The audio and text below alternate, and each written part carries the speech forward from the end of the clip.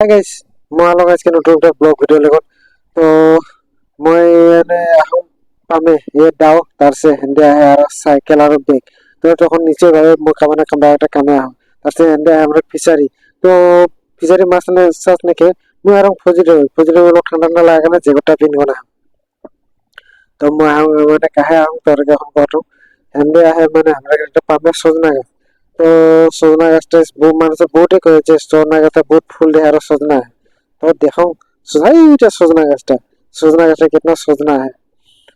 মানুষে বলে যে কাট কোন বলে কেবা কাট কোন তো যাতো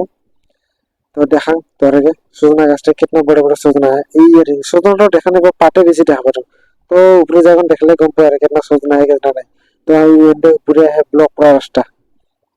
তো এখন এইটা পালং পালং পালং পালং পালং এইটা হলো ব্লক করা রাস্তা উপরে মানে পুরো ব্লকে পাড়ে রাস্তা পিছনে গরা ইয়া তো হ্যান্ডলেক মানে সোনাপুর লাইক করে সোনাপুর যাই করে হ্যান্ডলেক তো এখন তো আগে দেখাটার মধ্যে সজনা গাছটা কিতনা বড় বড় সজনা এই জুম করে কোন লোটে হ্যাঁ এই দেখি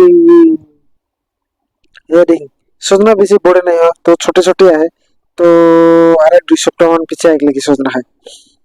ভাবলাম আজকে সজনা লিক কোন পুরো বিলাই লগে বনে কোন খাও কিন্তু সজনা খাওয়াটা না হলো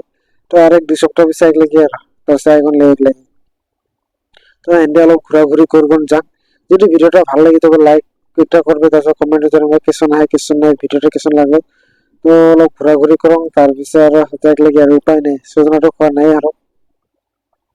হ্যাঁ অলপ ঘুরঘুরি করুন যান এইটাকে মানে দিঘার নদী তোর দেখাটা দিঘার নদীটা হ্যান্ডলে